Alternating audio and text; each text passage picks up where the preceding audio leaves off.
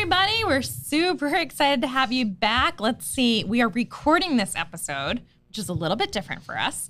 But we're going to get this out to you soon. And we want to tell you all about what's happening in the market these days. I'm glad you grabbed the intro because we didn't say who's going to grab the intro. So you just grabbed it. So that was great. But anyway, really quick before we jump into everything, how you doing? I'm doing great. Yeah. You know, I actually wanted to tell you about an article that I saw. My husband actually sent it to me today. Oh, JT. Yeah, JT. Hey, honey. Aww. So the article that I saw this morning that I want to tell you about was a couple in Seattle that looked at their finances and decided it was better to sell their house in Seattle and retire and full-time live on a cruise ship. It was cheaper to do that than to buy a house and pay a mortgage. Wow. That's intense. Isn't it? I don't think I could do that. What cruise ship? What cruise line? Hold on. We got to qualify this. What cruise line? They actually they jump. Oh. So they'll do like a few weeks. They'll do like a 51 day on this one. Gotcha. And then they'll plan it. Well, they'll jump onto another one. And they try to have them back to back. So they have no gaps. The only time they actually sleep on land is when they can't do them back to back. That's what the article said. Are there kids involved? No kids. No kids. They're in their 50s. Gotcha. And sell the house, retire, go live on a cruise ship. They said they were able to pull it off for $43 a day on average. Not bad. Best of luck to them. Best of luck to them. Wow. Clearly, they either invest heavily in Dramamine or they don't have problems with that. So, yeah, that was my exciting. That's awesome. Yeah. That's awesome. So, well, enjoy that on the cruise line. I got back from Spain. Yeah, you went so that to was Spain. Awesome. And we didn't go on any cruises, but my son got to play some soccer over there, and you got to play a lot of soccer. A lot of soccer over there. And then Olivia, Melanie, and I we went out and saw all the sights in the city. So that was super cool. That's super cool. We're a young nation, folks. We are a very young nation. When yeah, it's your first time over there, right? Yeah, half of that city is older than our nation. Yeah, well more than half. Barcelona, by the way. Yeah, anyway, they were in Barcelona. But one thing I noticed over there, in the take note, Seattle, take note. In the major metropolitan area, there is no single family residences. Yeah. Zero, none. Everything's at least 4 to 6 stories. True. So we got lots of density to grow up in. And most of it's hundreds of years old, So we've got plenty of space, no problem. So time to tear down those 900 or 1900 built houses and let's build up. You know, we see the 1900, 1910, 1920 sometimes. And that's, you know, actually, I'm excited you brought that up because we have an inspector here with us today. Yes. And we're going to be talking about inspections. And those are always the most interesting inspections in my eyes. They Oldies really but are. goodies. Oh, yeah. So I learned a lot about construction that way. Before we bring our inspector in, should we do something? Let's do rate the rates. This is my micro clap because that's all we can do about rates right now. Little micro clap. Rating the rates. Welcome to Rate the Rates, this fine, beautiful May edition of Rate the Rates. It's no surprise. I don't think I'm going to tell any secrets here, but rates have gone up. And But long story short, there's some silver lining coming, and I just wanted to think about where we've been. We've talked about this a little bit. When we first jumped into 2022, rates were just right around 3%. Yeah. Now they're just right around 6%. And so, like, okay, we do some really quick math. The cost of mortgages has doubled. It's completely doubled. Right? It's doubled. So it's definitely working itself out in the market right now. People are making decisions on whether or not we should sell, whether or not now is a good time with rates being so high. Should we buy that house or what have you? The other interesting thing that we've been talking about is now that people are locked in at 2.75 or 3%, they're less likely to sell their house. They're much less likely. Wait, I'm gonna sell this house when my cost of funds is 3%, so I can go buy that next house at 6%? Well, and they're not only I don't know about that. They're less likely to sell it when they move. They're less likely to sell it altogether because they're holding on to them for rental properties. Yes. You know? So now here's the silver lining, and I'm loving this. You guys ready for this? Recession is great for rates. Yeah. Okay. Recession is great for rates. If you go back and look at every single recessionary time that we've had since the 70s to current, rates tick up, they peak out, and then they come back down throughout the recession and after the recession. So though it's pretty sticky right now and it's hurting because just 5 short months ago we had 3% rates, things will get better. But so just hang in there. And I don't know about you, but what I'm seeing with my clients and with houses that are being purchased for my clients is a lot of arms. I'm not impressive here. No. I spin. I'm a cycle guy, cycle bar. Love you guys. But so my you want to see my quads and thighs? Beefy. But anyway, we're good. So yeah, that's a very good point. The adjustable rate mortgages have actually the spread between. We didn't talk about adjustable rate mortgages from the mortgage meltdown to current market, right? It just didn't make sense. You could get a better interest rate on a 30-year fixed than you could on a 5, 7, or 10-year adjustable rate mortgage. Exactly. So nobody looked at them. Now you're definitely seeing the spread. The spread on the Freddie Mac mortgage survey, the spread is now 1.3% in interest rate between a 30-year fixed and a 5-year ARM. That's pretty substantial, especially with folks that are looking to get into that house for a short term. It's a great tool to go out and acquire a house at a lesser monthly payment. I'm seeing a lot of 5-year ARMs, 7-year ARMs, and frankly, most people don't stay in a house longer than 7 years. So it can very much be a good option for people jumping into the market right now. Absolutely, but know your options. After that adjustable rate period is up, it could go up, it could go down. It's going to adjust. So hence adjustable. Oh, so it's not just a clever name. Yeah. So there you go. There's Rate the Rates. You know, I think we're getting very close to the peak. And I think once we get into a full-on recession, we're going to start seeing those rates come back down. Yeah. So there you have it. And that's affecting the market in general. So just what the market's doing right now, we have seen a massive shift. As soon as the rates started jumping up, we started seeing less and less multiple offers. Now we see some houses sitting on the market for 1, 2, 3, 4 weeks. We're seeing some multiple offers, but we're not seeing the 300,000 over asking like we were for a while. And it's very interesting to see because there's like a line in the sand, and if you listed after that, you missed the market. In addition, it's made a little bit more challenging by the time of year because a lot of people list their house in the spring. That's what people traditionally have done. So the point that the rates started going up was exactly the point that more inventory started coming on the market. So it's slowed the market. Now, I want to be very clear. It is not a buyer's market in all means. It is still completely a seller's market. It's just the seller cannot demand as much as they were a few months ago.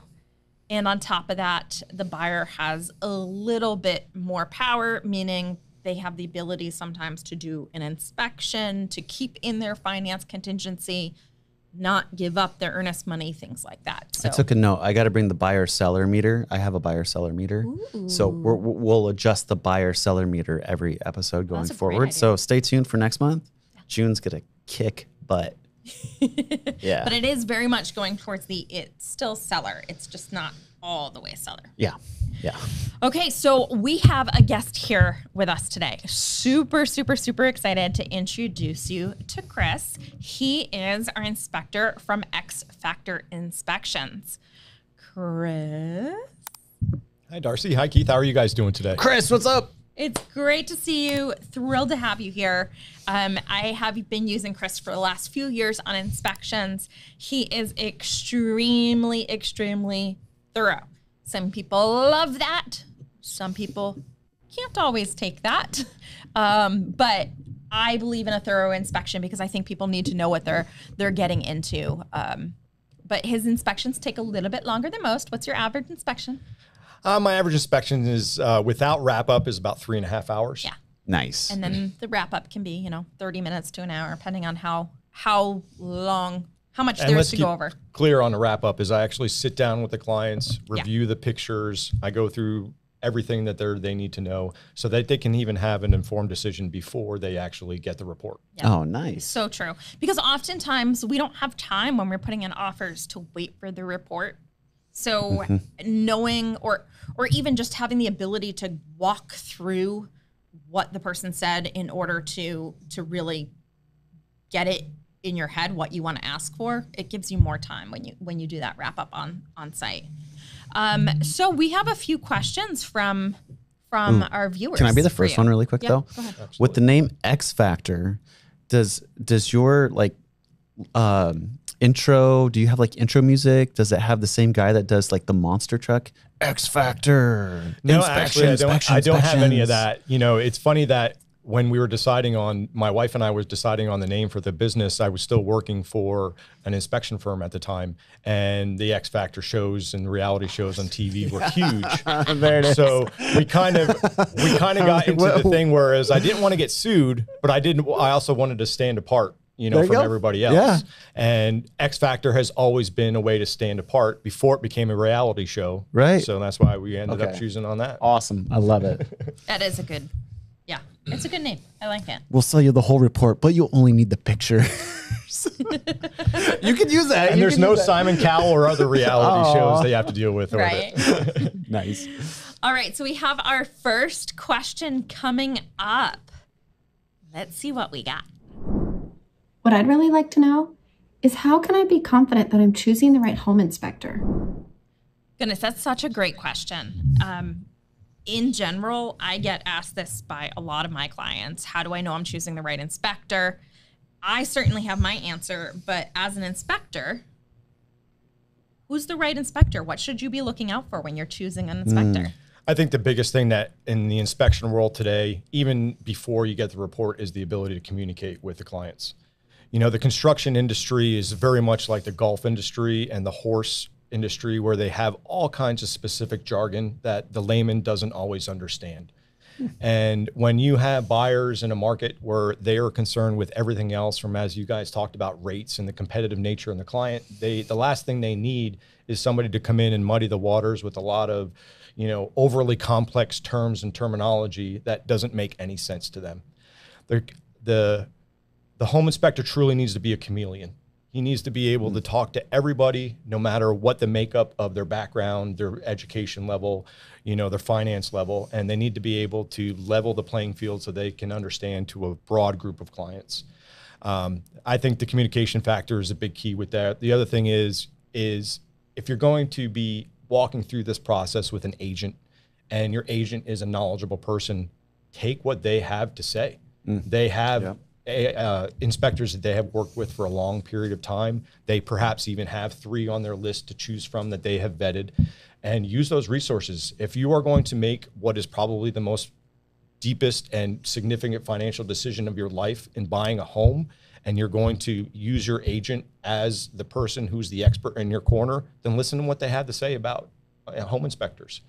And I think the last thing that you have to do with the home inspector is that you need somebody who exceeds the standards of procedures. Whether we're in Washington, where we're licensed and we have a minimum standard of procedures, or whether we're ASHI certified or internationally certified, you don't want the person who does the minimum standards. Right. In anything. In anything, in construction or whatnot. If we're building tract houses out there, a lot of those tract houses are being built to minimum construction standards. If you're already going to have a minimum standard there, you want the guy that comes in is going to exceed the standards. So that they have an understanding, number one, they're not worried about being sued because they're exceeding the standards of procedures, but they're doing it because they think it's prudent for you and to protect you as their clients. I think that's a really good point. There's a lot of inspectors these days that, in every profession, not just inspectors, but there's a lot of people that limit what they're doing because they're afraid of getting sued. Now, to a certain extent, I understand it. We're a very litigious there you go. Environment. But I want somebody who's going to tell it to me straight as opposed to tell me, walk the line because they're afraid they're going to get sued. So I think that's a really good point. Well, and I mean, Chris, I love what you said about coming to the client and where they're at. I mean, a lot of clients don't know the difference between a regular outlet and a GFCI outlet, right? So you got to be able to contextualize what you're seeing into their vernacular so they can digest it and make that prudent decision on whether or not they're going to buy $1 million property. And that's a great point you make. I mean, because as an inspector, you could be inspecting the home of a electrical engineer that has massive, electrical problems. And you need to be able to communicate with that person as an expert. But if the same house is being purchased by an electrical engineer, you need to be able to communicate with that person to impress upon them the importance of getting these things corrected. Without their technically understanding of, what components are in an electrical system and what they're supposed to do. Yep. Not to mention being able to communicate with the DIY expert, the electrical engineer that's done everything themselves and think it's done perfect when it always hasn't been. So we call those hire the homeowners. Yeah. Hire the homeowners. Yeah. Hire the homeowners. Nice. I do think most agents these days have a few different inspectors that they rotate from. And the reason why they have a few is because it depends on what the person's looking for. If my client is thinking about doing a massive addition to the house, well, then maybe the inspector that I recommend is somebody who used to be a contractor because they're going to have more knowledge that way. Or if there's some electrical concerns with the house, maybe it's somebody who has an electrical background. So oftentimes your realtor can guide you that way. That being said, you as the client has the final say. So Always. Please speak up. Let your agent know what your concerns are and let your inspector know what your concerns are. I know one of the first questions Chris asks when he's talking to the homeowner is, what are your concerns and what's your long-term plan for the house? Because the inspection for somebody who's planning on being there for 3 years can look a little bit different than somebody who's planning on being there for 17 years. That's a great point, Darcy. One of the things that I add levity to my introduction emails when I talk to people is I ask a lot of dating profile questions. Nice. And I refer to it as that, and I add the levity to the introductory email because I want to know them as clients. I want to find out the audience, and it sounds a lot like I'm doing sales where I'm learning to find the needs of the people, but I'm not really doing that. I'm learning to find out what aptitude they have as far as what they can do and what they can understand when they're buying the home. And when they write back and they don't ask that questions, I actually just follow up again. I'm just like, look, I'd really like to know more about you guys so I understand how to not only, make this process educational for you, but also, quiet any concerns that you may have with that.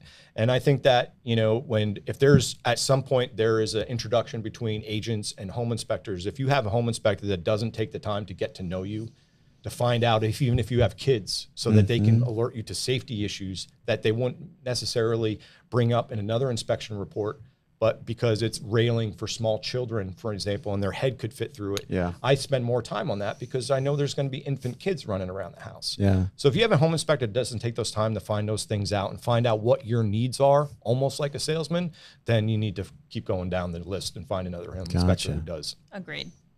All right, we have another question on tap. Sweet. How bad does it have to be for an inspection to fail?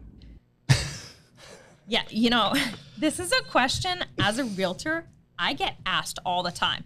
I first get asked, what's the difference between an inspector and appraiser? A lot of people don't understand that difference, and it's a huge difference. And then I get asked, well, how are we going to know that the house passed? What is your take on this? Well, unfortunately, there's no one answer for this. There is no pass or fail with a home inspection. Yeah. And the best thing that I can tell is it's not quite an analogy, but homes are built long before most of us have seen them, and they will be there long after we either sell them or we forget about them. Yeah. They're designed to last generations, multiple generations. And it's really subjective to what the buyer is going to be able to handle. Number one, are they the DIY, and can they handle that type of work that they expected to be able to do on their own? Like JT. Are they going into it saying, oh, I can handle that, without knowing the full scope of the issues when they start tearing things down? Or, excuse me, or do you have the other side of the token where they have a very expected short stay? They want to live in that house for a certain period of time, and then they want to move on and let the next person worry about that. Yeah. They're really deciding how ambitious the buyer is going to be. Number one, if you're not going to be doing it yourself, do you have the resources to potentially correct the things that do need to be corrected? Because my biggest thing as a home inspector is I'm not worried about, the biggest thing I'm worrying about is the resale value. And I'm not saying that the other parts aren't as important. Health and safety, things falling down, things that could kill people, those are definitely important. But when it comes to houses, a lot of problems can sit and stay latent for a long period of time. Yes, they can. And until they get corrected, you really have no idea what the scope of the work is or the cost of the work is. So to say pass and fail, wrong. You have to look at it from a relative point and saying, what is your ambitions with the house? Do you want to move into a house that is move-in ready and you don't want to worry about anything for 5 years till your son graduates and then you move when he goes to college? Well, then you need to be looking at, the house in a different way than the person who wants to be there for the rest of their lives. Yeah. And again, I hate to not answer your question directly, but there is no pass and fail. Well, I think that's a perfect answer, actually. I agree. And, Keith mentioned my husband, JT. We intentionally bought a house that needed a decent amount of work. We knew that when we walked into it. And a lot of people do that. But what a decent amount of work to us is extremely different than a decent amount of work to this gentleman or to this gentleman, and to many of my clients. A lot of people think a decent amount of work is just painting. That's just the tip of the iceberg for us. Some people think, oh, well, we'll knock all the walls down and rebuild everything. So it really, really depends on your threshold.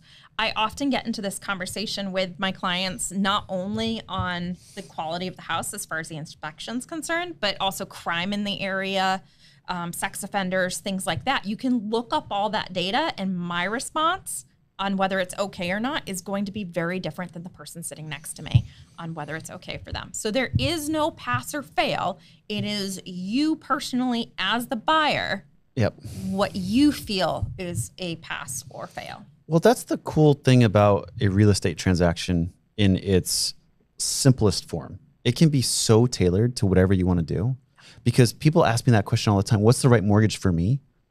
Well, it depends, right? What are you trying to accomplish? What are you trying to accomplish? How long are you going to be in the house? Should I pull cash? So, it's great that you take that time to get to know people and ask those dating type questions, so you can understand what they need and apply to it. And this is my first podcast, folks, but if you notice the theme between the three of us here, there was no rehearsing or anything. But again, there's no straight answer for any question like that. There is no pass and fail. And if your agent, your loan officer, the inspector doesn't take the time to get to know you, to find out what your needs are, to try and fulfill, pick the next one on the list. Move on. I want to compare this to dating, because you brought that up. This is not like picking who you're going to work with for these professions. This is not like a swipe. Right, no. You got to get into the details to find out. I think that's Tinder. I don't know. I've been married too long to know. But this is not like just a swipe. Oh, that looks good. No, you need to ask the questions and get to know these people and make sure that they're looking out for your best interest, no matter what. You need to interview them. Yeah, you really need to treat it like an interview. No different than you were hiring somebody. And if you don't have the background or whatnot to ask those open-ended questions like you were in an interview, then have your agent do it. That is a great analogy. Yeah. You are the CEO of this transaction, and you're hiring people. You literally are hiring people to represent you and work in your business, which is transacting real estate. So you should go through that process of interviewing those people to work in your business. I've had 2 clients interview me in the entire time I've been doing this business, which I think is pretty crazy. And it's true, because when I send out those emails, more than 50% of the time I have to send a follow-up and say, hey, I'd really like to know more about you. Yep. you know, other than just confirm see you at 10:30 on Tuesday. Right. You know, I'd really like to find out what your needs are and whatnot, you know. It's so important. It really is. All right, Jay, what do we got next for us on the questions? What is the craziest thing you have ever found in a home inspection? You must get this question all the time. And you know what? Because this is probably the most common question, it is very relative. Because nowadays, in today's day and age, what it might have been shocking 10 years ago would not have been shocking today. You know, since we're talking about home inspections as homes, we'll take away all the personal. I say the biggest thing that I'm surprised by is the people that don't realize I'm going to be in the house for 4 hours. And they don't realize that I'm an inspector who by nature is observant.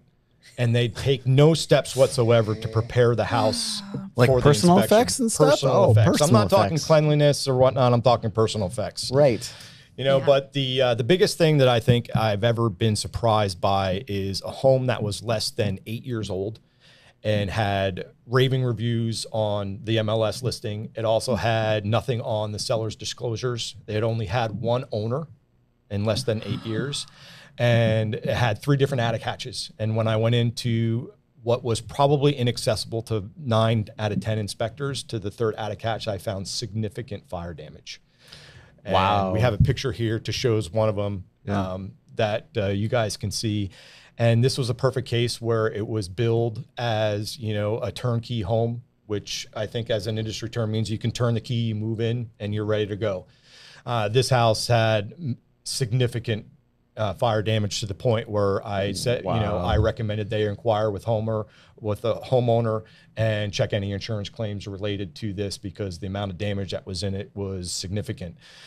The odd thing about, you know, homeowners and homes in general is that you can actually still use materials that have been burned in a fire as long as the density and the integrity of the material satisfies certain percentages.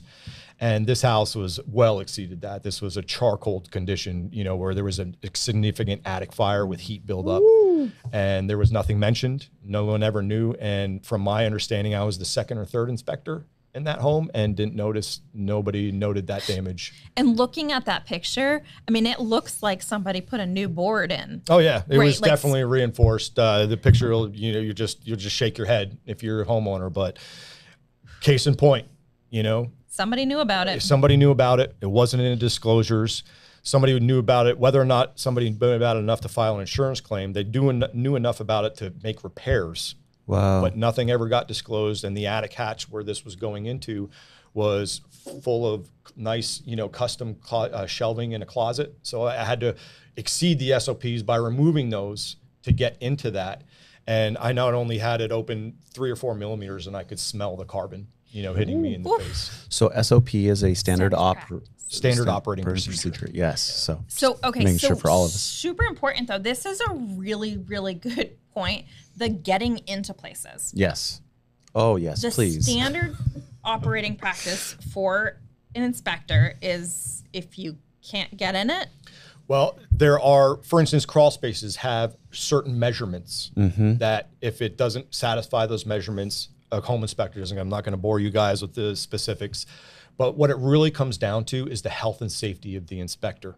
And at any point, the inspector can say, I don't feel safe accessing this area. I'm not going to be inspecting it. They disclose it. And generally that's the end of the conversation. You know, the home inspector has every right to say not to do that. Unfortunately, that's not always the case. For instance, we have hundreds of homes and thousands of homes here in the Seattle area where we didn't have the basic requirements for access to crawl spaces back then. And it's a 1930 home, but I know that I need to get into that. And because I have the frame, I can get into a crawl space that's less than 18 inches. But most inspectors would either turn away from it because they couldn't access it physically, or they didn't feel safe to doing it. But that doesn't do your client any good, you know? And the last thing as an inspector, I try and do is I absolutely avoid trying to say, I'm signing out of this one and you need to call somebody else, because that doesn't do anybody any good. Because you've delayed the transaction where now another person has to come out and do that. So I do everything I can to make it happen on that visit. because the last thing I want to do is, if after 4 hours being there, sit down with a client and say, we need to get somebody out here to knock open that crawl space open bigger so that I can safely get in there and make it happen. In this particular case, what we're talking about is that the custom nice shelves were in a simple closet, and they were put in a way where I just couldn't get the access. And, with they left this much access to the crawl space or the attic space. It's a perfect example. If I did not exceed those SOPs, the couple loved that house even before I did the inspection, they always love the ones anything, and I couldn't go into a first time buyer's home with, them loving it that much and knowing that I had my spidey sense was tingling, and I was like, I need to get into this attic hatch. And lo and behold, I got into that attic hatch, and that's why it was so difficult to get in there. Yeah. I'm not saying that was the reason why it was put in there, but the idea that somebody didn't know anything about this was just ludicrous to me. Yeah, asinine. So that brings up a really good point. Like when we do FHA financing and VA financing, we have to get access to the attic and the crawl space. They have to take a picture. If you're having issues on the inspection side of things, if you're with one of those two underwriters, you're going to have an issue with the mortgage. It's very true. So and that's a great point that you bring up, Keith, because going back to the minimum operations of a home inspector, if, for instance, let's say we're doing an older house in Seattle and she has knob and tube wiring, a lot of home inspectors are gun shy to bring up the fact that it's common knowledge that even big agents like State Farm and institutions like that will not insure knob and tube homes. Correct. Wouldn't you rather find out at the inspection stage than 1 week before closing when they get the appraisal back and the appraisal guy actually noted that there was knob and tube wiring? Right. Because there's a picture of it because they opened the attic hatch and there it was. Yeah, And unfortunately, not everybody takes that approach. And what ends up happening is the client waives a right because they think everything's fine. Financing, right? And then inspection. They cannot get that insurance, so they can't get the financing, and they've lost their earnest money because they didn't get out earlier. So the earlier you know, the better. I'll give you a perfect example. I posted a knob and tube article on a home inspector's blog. And, I talked about, I wanted to make it a communal effort where all home inspectors can contribute to this article and say, hey, if you have definitive knowledge of a major carrier not insuring because of knob and tube, please list it here so we can create a column list. More than 50% of the people who commented are home inspectors, and they said, that exceeds the SOP. Don't put yourself in that situation. Yeah. And once again, do you want the guy who's doing the minimum standards, or do you want the guy who's going to help you out, 3 weeks earlier than before you, lose out on a heartbreaking deal? Yeah. Time is money and knowledge is power. And if you don't have the knowledge to make sure you have the proper plan in place, because just really quick, this is my old insurance hat. I'm not, a regular homeowner's policy is probably 1/5 the amount if you have knob and tube. If you have knob and tube, you can probably multiply that annual policy by 4 to 5 times, and that's what your policy is going to be. And you may know this better than me, Keith, but it's probably going to be some type of assigned risk policy, and you're probably going to get it from a carrier is the same carrier who insures the guy with 3 DUIs. Yeah, it starts with an F. I'm going to leave it right there. Going to leave it right there. Oh my goodness. But anyway, yeah. We've actually been at some pre-inspections together. I'm thinking of one in particular that we were there for maybe 6 hours. I mean, this house had a lot. It was a small house, but it had a lot going on. Okay. And another inspector showed up, and he was wearing like dress pants and a dress shirt. And I'm like, this is the inspector? Was he going to church? He looked like he definitely could be going there. I mean, I think he had like a Rolex, like he was dressed up. He was there for less than 45 minutes. What? And he took one look into the crawl space, a quick picture, and then like never went into the crawl space, never went into the attic. And we're sitting there like, are you kidding me? There is enough going on in this house to look at for days. There's so much. Remember that one? Trying to be as diplomatic as possible, but I call those the checkbox inspectors.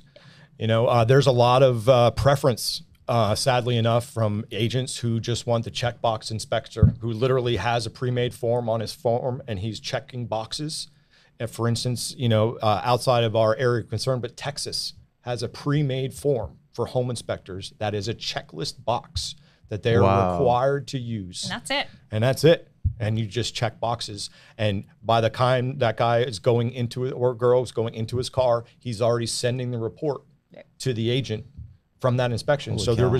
there was no narratives. There was no, context of actually addressing items found to that specific house, to that specific client. It was all a checkbox. And I'm not trying to knock the inspector, because I don't know what he was hired to do. I really don't. But if he was hired to do a full inspection, that did not happen.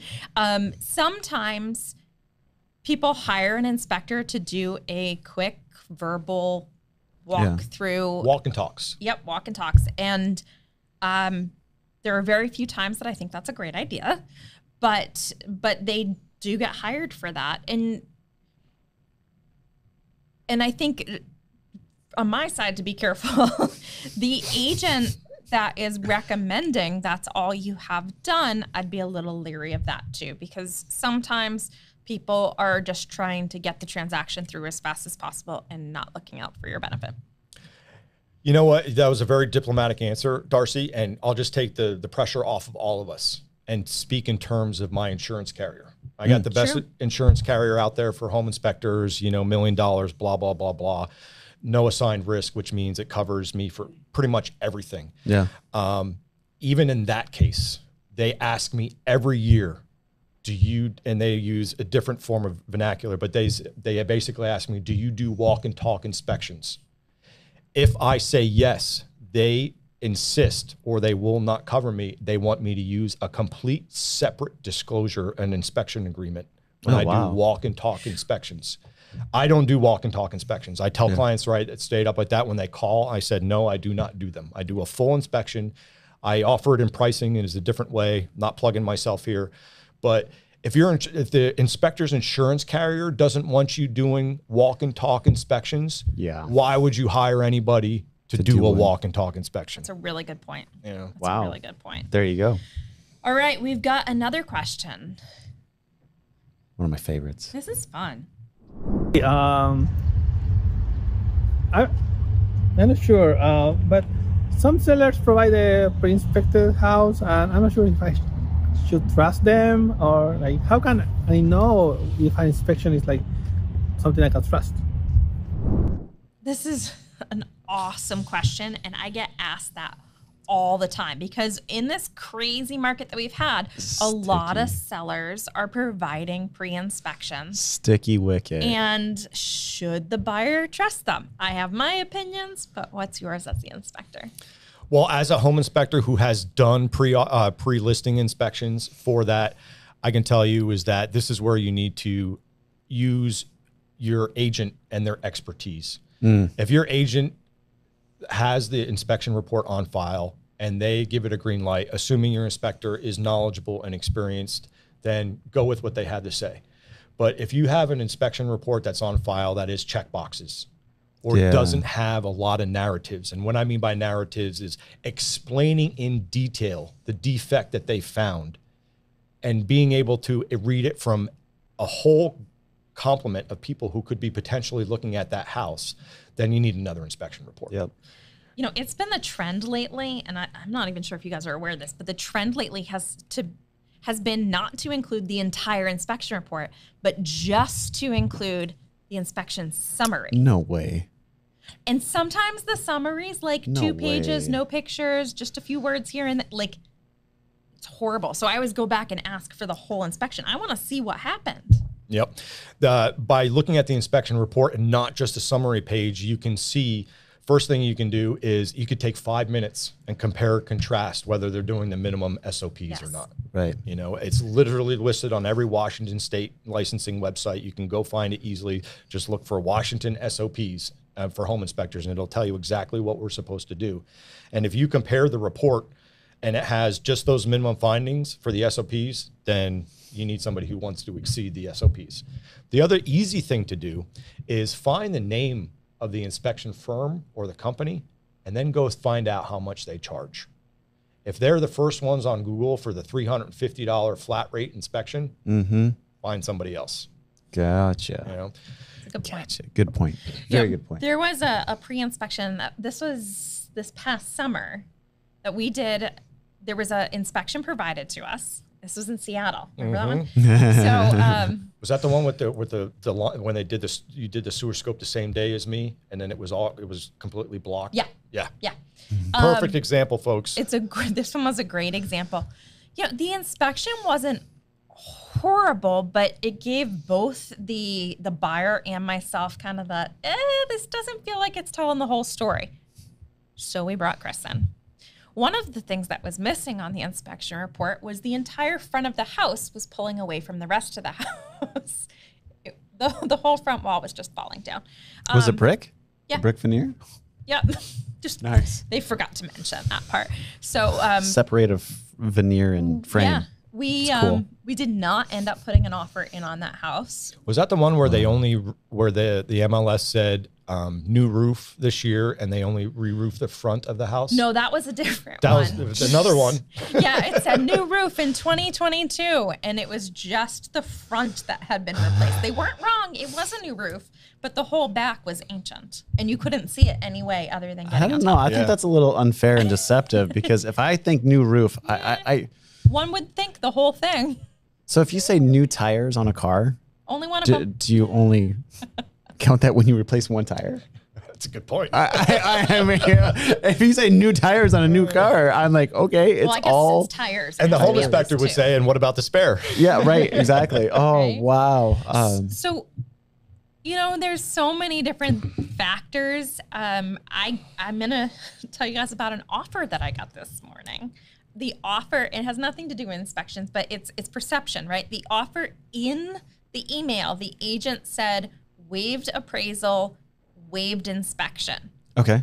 When I got into the offer, they did not waive the appraisal. They did not waive the inspection. And when I questioned her about it, her response was, oh, well, we're just letting you know we're not going to do anything if stuff comes up for that.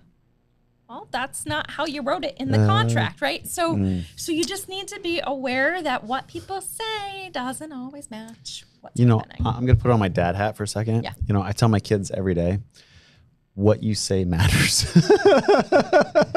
So what you say and how you say it matters. So make sure you say things in the correct way. Yep. One thing about inspections that I wanted to share. From the lending seat, we never want to see them. Oh, never. Yeah, never. I just want to put that out there really quick. Lenders, we got past that when I got into the industry in the late 90s. We did. We requested them. If they were a condition of the contract, they had to be in the file. Now we don't, even if they're a condition of the contract that you have to get an inspection, we do not want to see the inspection. So do not send it to your lender. You guys are adults. Use your agent. Use your inspector to vet any issues with the property. Lenders never, ever want to see an inspection. Never, ever. Unless you want a total headache of a transaction from that point forward. Because the second a mortgage underwriter sees an inspection, everything that was highlighted maybe needs help has to get fixed. Yeah. And it creates a very bad situation. So never send your inspections to your lenders. Just don't do it. Going back on that one a little bit, Keith, on to what you said earlier about FHA and FA, perhaps you could drill down on that because I'm getting these common questions a lot too, especially if, for instance, an FHA or VA appraisal is there after me. Which they always are. Because generally if I understand correctly, it's mostly because of the Great Recession and how lending practices changed, but even those guys are doing far more than they used to be required to. Yeah. As far as when they're looking at, health and safety stuff within the house. So, or in the barn. Or in the barn. Yeah, there you go. We had one of those recently. And we're saying this a lot, folks, but Darcy and I have only been working together about 2 years, and we have all of these experiences that we have come across already in just 2 years. So it shows you how prevalent they are actually out there occurring in the real world.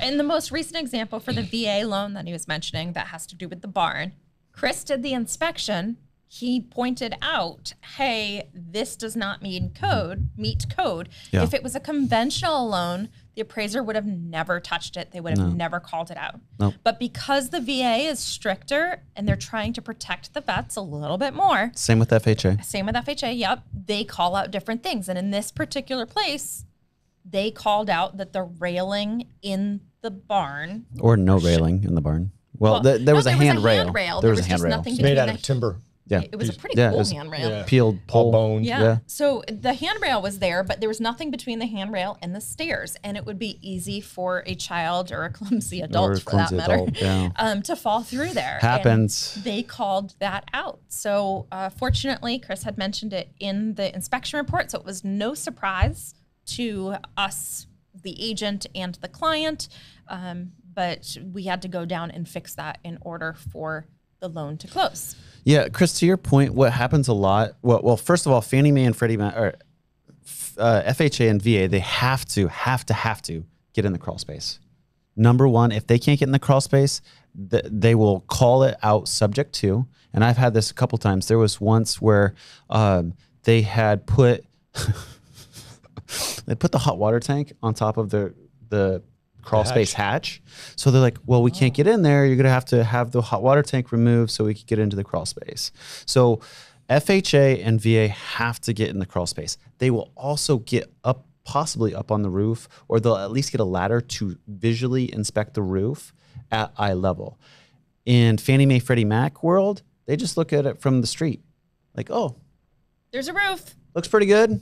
I can't see any granular defects. I can't see missing shingles if there are one on a different hip or the back dormer. You can't see anything on the backside. So FHA and VA definitely take a higher level of understanding and due diligence. The interesting thing is when these types of things come up from the client, it always comes up like this. Oh yeah, that was disclosed on the inspection. I'm like, yeah, we got to fix that. Yeah. So crawl space stuff, roof stuff, always has to get addressed. And this is going back to what we talked about earlier and getting to know the clients, both with, the agent level and the inspector level. I took the time to know that these folks were VA and that they were getting a VA loan. So when I'm on site, I'm basically saving them 2 weeks of headaches by calling that railing out now. And by the time the appraiser got out there, it would have delayed their loan and their transaction until they got it fixed. If they waited to find out until then. But at least having a knowledge of what the clients were trying to do and having the knowledge of what FHA and VA inspectors are looking for, I can help, shorten that time period, return time, by saying, hey, this railing is going to get called out by a VA appraisal every day. Well, and it's important today with the pace of the market that you don't miss your closing dates. And if you can save that time, it's huge, huge money in your pocket. Absolutely. All right, so we're going to move into our Mythbuster now. Ooh. Everybody ready? Okay, let's grab it. Mythbuster. I think these are going to be too big. I miss Mythbusters. Adam? Yeah. There we go. We don't have the headsets on, so it's it just falls right off. Well, you got to just pull a little. You don't have all the hair. I know. I got hair now. Is this what I look like when I come out of a crawl space? Yes, pretty much. Like you're going skiing. Okay. Okay, here we go. This is a really, really big one, This is my favorite question for Chris of all day. Yeah, it is a really good question. I get asked this constantly. I get asked this all the time too. I'm buying new construction. I don't need to have a home inspection, right? Yes. I don't. Am I allowed to answer, or do I have to wait for the question? Hold on. Please, this is a myth. Yeah. You need a home inspection. Houses are made by people. People make mistakes. You need a home inspection. We need to rephrase this because, Darcy, you were really polite. Yeah. This is how it comes off. I'm buying new construction. I don't need an inspection. Yeah. That's the mindset that people walk into new construction with. Right. And, Chris? Yeah, Chris, tell us what you find. Well, I am a great fan of the old Mythbuster show, and I would like to have a giant buzzer that says, myth busted, busted, busted. Yeah. It is a total myth. For an example, I'll respond with another question, is that when you bought your new Tesla, did you not walk around it before you drove it away and signed the check? Ooh. Well, I paid before I got it, but but when it was delivered, I did walk around and look at it a lot before I sign the paperwork. You go to buy a diamond ring for your fiance or an anniversary gift for your wife. Do you not look at the diamond and have it, So true. Yeah. So the biggest thing too is, regardless of even if it's custom home, is what you said, that these are made by people. And for those of you who don't understand, the tract home definition is that, for instance, a guy who's doing the tile work has probably 3 jobs that he has to do during the course of that week on brand new homes. And it doesn't have to be a 2,000 home development up in Everett. It can be, this Pacific Ridge builder has 8 homes in Mill Creek, and he has another 8 5 blocks down the road in unincorporated Linwood. These guys have X amount of work orders to accomplish. Yep. And his first tile job in the master bathroom of the first house might be impeccable the first day. But as he gets tired and he does that second one, and then in between the second and third one, he gets a call from his wife that's saying the kid's being bad at school again. He needs to go get picked up. Now things start going faster. Or you start seeing that you run out of materials and you have to do something different as far as the design. Yep. If there is one thing today, I'm not so much worried about the construction methods because we have so many redundancies in place nowadays with building inspections and city inspections and county inspections, but it's the quality of work and the quality of material that we're doing because we're in such a haste to build these things. Yeah. So true. We're doing things, faster than we ever could try and do, and to fill needs that we couldn't possibly fill unless everything was perfect for the next several years, which is not going to be the case. Nope. And in many cases, for instance, when I do final walkthroughs, I literally see superintendents going to find another house and they cannibalize screens from that house to bring it over to the new house. We have a lot of different AV pictures here that are all new construction, all new pictures. Yeah, let's pull these up. Let's jump into it. But it all comes down to quality of work. And, we have guys who say they're master carpenters that have been doing it for 2 years, whereas historically we had master carpenters that did it for 20 years. Yeah. 20, so true. These first 3 pictures that we're looking here is actually a brand new home. I was doing the home inspection 2 days before the final closing. What are we looking at? We are looking at mold all over the crawl space. Already? Brand new. The evil M word. Yeah. Now, legally, I'm not allowed to tell you that it's mold unless I actually took a sample of that and identified the species that it's actually growing there. But that is a brand new crawl space that was less than 6 months old. Wow. So your inspector is going to refer to that as organic growth. Unless he actually tests it and, identifies it, but I don't, need to go out and tell you that is organic growth. Now, here's the thing about new construction. You're just like, oh my God, it's so prolific. These pictures are actually showing, we don't know if that came in there with and on the material. So true. Or if it was wet and then it was put in a closed crawl space. This is construction dust in a brand new, I would estimate, heat pump controlled, $15,000 to $20,000 heating and cooling system with construction dust all over it. The motherboard and the blower fans in there will not keep up to drywall dust. Good builders cover this stuff up so it can't get in there. Wow. But obviously, this case, that should be. What you're seeing there is my finger stroke. Yeah, and how shiny brand new stainless steel should be. Now, I don't care what you say. No matter how well you clean that motherboard, it's an electronic circuit. Yeah. It is not new anymore. No. So here we have, this is PEX hidden by construction, insulation in a crawl space, brand new home. Wasn't delivered to the buyers yet. And this is all that darkening is wet insulation. And that is the area directly underneath that I found. And where the main line comes in, you can see the PEX kind of dangling there, the blue line. Yeah. But that was all wet in a brand new 3,000 square foot home that was being sold for $1.2 million. Nice. And then here we have construction pictures of a brand new deck. This is in Lake Stevens. This house was still at the stage of final walkthrough, and we have no positive connections, which means engineered strapping or bolts on the posts and anything like that. No stringer hangers on the stairs. It's just free floating. It's all face nailed, no bolts or screws. Oh my gosh! And this is on a call it a second story deck, with steps going up. Right. And this is brand new construction. Wow. This is an open sewer line in a crawl space, letting all kinds of sewer gas into the crawl space. Yum. The people. Luckily, it's just the gas. It was 3 hours before I got in the crawl space when I started it, but inside everybody complained that there was a weird smell. You know, this was actually during COVID, so I was wearing my mask at the time. But when I got in the crawl space, I was able to pinpoint where the smell was coming from. Cool. This is a brand new home. Yeah, this is one of mine. This is a Darcy client. This is me looking at Hardy board, and I'll say Hardy board, not knowing that if this is Hardy board or not. But Hardy board is the most recognized fiber cement product, so I use that as my common term. But that's just showing how they did what was going to be a cap over system, which means they didn't lay the trim and whatnot into the Hardy board like it's supposed to. They capped it over it. And this is a brand new home where they were actually building it to the wrong specifications per the manufacturer. Yep. So this is a brand new home, not even, hasn't even been handed over. This is actually less than a few weeks old. This is a sprinkler leak. Most new homes have sprinkler systems for fire suppression system. This was a sprinkler system leak that they swore to the buyer that it was only isolated to the small little area in the HVAC closet on the second floor. And it turned out that it went beyond the closet into the adjoining rooms. What you're seeing there in the thermal imaging is a darkening of the area. The density changes because of the wet in the padding and the carpet. And when I got there, none of this was pulled up.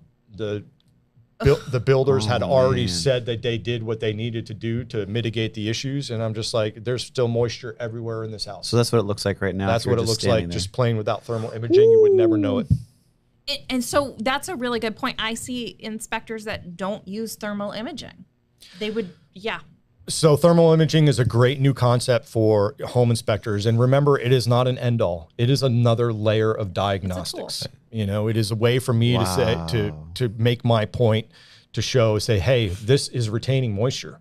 And in this particular case, this is after I pulled back the carpeting because the builder said, oh, it's just, you know, just a little bit moist, it'll dry. I'm just like, no, the carpeting, the padding is wet and you have OSB underneath. It needs to be pulled up and you need to get some, delaminate it. Yeah, you need to get some fans from Miller's Rental and dry this place out. Amen, go Miller's. And that is the garage below the HVAC closet upstairs. Geez. All the blackening is where that red in the right-hand corner is where the builder opened it up and said, that's where it all leaked from. And I said, no, this drywall is wet. Take a look. So I not only hit it with my moisture meter, but also my thermal camera to show that the builder needed to remove at least half the drywall because that's where the sprinkler was going. And that's probably all wet insulation in there too. Oh yeah. 100%. That would just. But the point is that they only opened that one little area thinking it was sufficient. Wow, to dry we were all area. intense. We were all leaned in like, whoa. Yeah. Those are some great photos. I know I myself have seen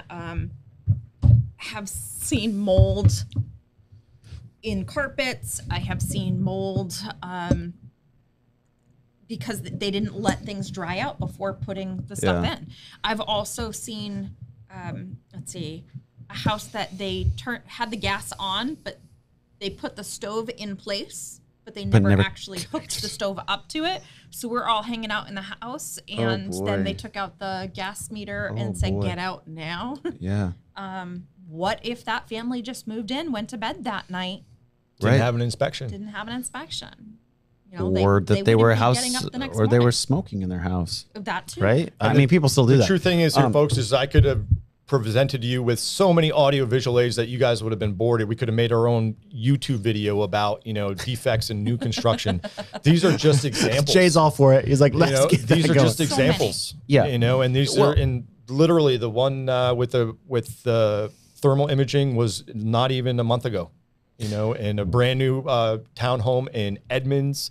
That was a townhome that was being built for $975,000. Jeez. Now, I want to be really careful, right? Like, we're not villainizing new construction. No, in no way. No, not at all. We're typifying the importance of why you should have an inspection done. Absolutely. Right? And the preconceived notion that, you know, it's brand new out of the box, I shouldn't have to. Right. In a perfect world, you shouldn't have to. However, there's a human element. So just get it inspected. How many people have bought something new on Amazon only for them to send you what you know was somebody else's return? Oh, yeah. Yep. Would you just eat it? Yes. Yep. Or would you send it back and pay for the new one? My last ring light that I got I was like, oh no, this was repackaged and resent to me, and I didn't like it. And again, it is not for instance, the townhome in Edmonds, they built probably 50 to 75 in the Edmonds, Montlake Terrace area. And I inspected more than one of those houses. And in one of them, I sat down at the end with the clients and I said, there's really nothing here. I could nitpick to death and not come up with any significant. But the same builder, the same townhome, the same design, other than maybe different colors. And we have all of these prolific issues. I'll say one of those pictures was from a house that the client specifically chose that builder because that particular year they were rated #1, least amount of complaints, amazing, and they end up on here. Right. So you just never know. I think we all do our best. And I think what makes a builder, like any other tradesperson or professional, it's when you have those mistakes, owning up to them and fixing them. Builders can either love or hate guys like me. There's no gray area. And I always try to make the relationship with the builders as important as I do with the clients, because there's a very good chance I'm going to see them again. And I will say, to the credit of the builders who built this house in Edmonds, which had the sprinkler leak, they did what they were supposed to do. They exceeded the expectation. Now, would they have exceeded the expectations if they had an inspector show up without a thermal imaging camera and other things? We don't know that. But in my opinion, when I pulled the client aside, I said, look, these guys are doing right by you. I don't want to push them too hard. Yeah. I'm going to give you the tools that you need to have the intelligent conversations with them. If for some reason they push back, then bring me back in. Yeah. But they did what they were supposed to do. Nice. And there you go. Literally. Now other builders will just be like, yeah, no, we're not doing that. Yeah. Perfect example today is that, I'm doing a lot of inspections where they use little rubber gaskets on nails for roofing nails. Oh yeah. Right. Those little rubber gaskets, they're cute, but they're completely ineffective. Yeah.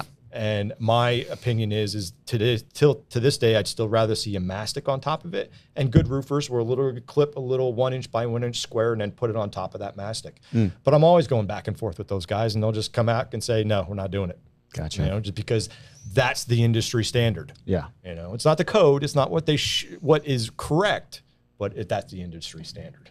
So good old industry standard. We are absolutely thrilled that you were able to join us today. Yes, absolutely. This is my first podcast. Thank you very much. Yes. Well done. Well done. You nailed it.